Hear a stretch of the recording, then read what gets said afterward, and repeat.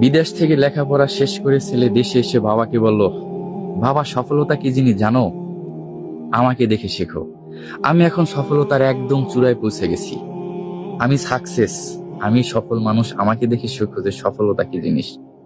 আচ্ছা বাবা, আমার কাছে মনে হচ্ছে আমি আরো অনেক উপরে উঠতে পারবো, কিন্তু এই যে ফ্যামিলি, মা বাবা, ভাই বোন, স্ত্রী, সন্তান আমাকে পিছন দিয়ে টানছে। আমি আর উপরে উঠতে পারতেছি না। এই ফ্যামিলির বন্ধন যদি না থাকতো তাহলে আমি আরো অনেক উপরে উঠতে পারতাম, আরো সফলতা পেতাম। তখন বাবা চুপ হয়ে গেল। বাবা ছেলেকে বলল, আচ্ছা ঠিক আছে, চলো আমরা একটু মাঠ থেকে ঘুরে আসি। বাবার কথায় ছেলে রাজি হয়ে গেল। মাঠে যাই দেখতেছে যে ছোট ছোট বাচ্চারা ঘুড়ি উড়াচ্ছে। তখন ছেলে বাবাকে বলতেছে যে, বাবা এখানে তো বাচ্চারা ঘুড়ি উড়াচ্ছে, তুমি এখানে কেন নিয়ে আসলা?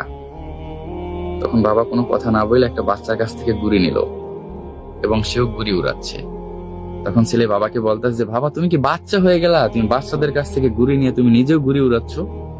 বাবা বলল, দেখো তো আমি কত সুন্দর ঘুড়ি উড়াচ্ছি। বাবা নাটাই থেকে সুদা ছাইড়া দিছে, ঘুড়িটা অনেক উপরে উঠতেছে।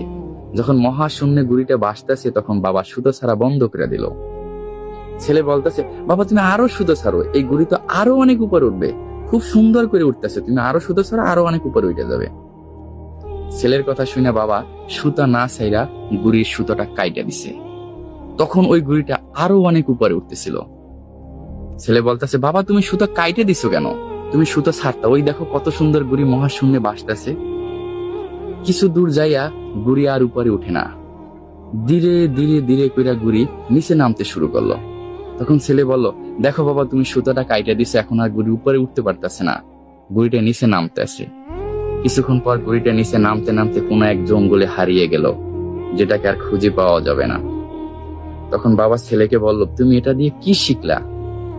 ছেলে বলতেছে যে, বাবা শেখার কি আছে, এই যে ঘুড়িটা মহাশূন্যে উঠতেছে এটা তো সুতার উপরে ভারসাম্য রেখে উঠতেছে।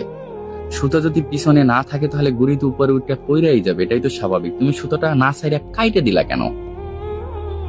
বাবা তখন ছেলেকে বলতেছে, শোনো বাবা, তুমি যে সফলতার চূড়ায় আসো গুণীটা ঠিক সেখানেই ছিল।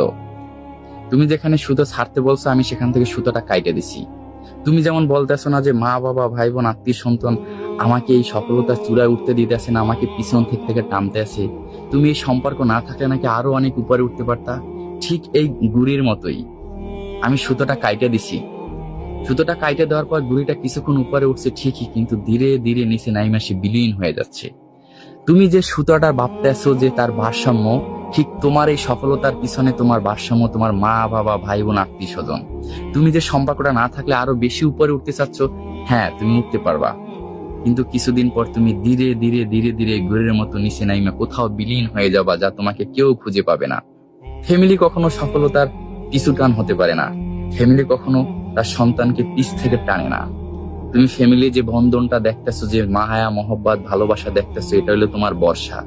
ফ্যামিলির বর্ষায় তুমি ওখানে উঠেছো, আর তুমি ওইখানে ওইটা যদি তুমি এই বন্ধনটা ছিন্ন করে দাও, তুমি আরো কিছুক্ষণ ওইটা তুমিও বিলীন হয়ে যাবে। তাই আমাদের এই গল্প থেকে শেখা উচিত যে আমরা যে সফলতার চূড়ায় পৌঁছা, যে মা বাবা, ভাই বোন, আত্মীয় স্বজন ভুলে যাচ্ছি, যে তাদের সাথে সম্পর্ক রাখলে আমার পিছুটান হচ্ছে, আমরা আর উঠতে পারতেছি না, স্ট্যাটাসে মিলতেছে না, তাই সম্পর্ক ছেদ করতেছেন। হয়তোবা কিছু সফলতা পাবেন, কিন্তু ধীরে ধীরে এই ঘুড়ির মতো আপনিও কোনো জঙ্গলে হারিয়ে যাবেন, আপনাকে আর খুঁজে পাওয়া যাবে না।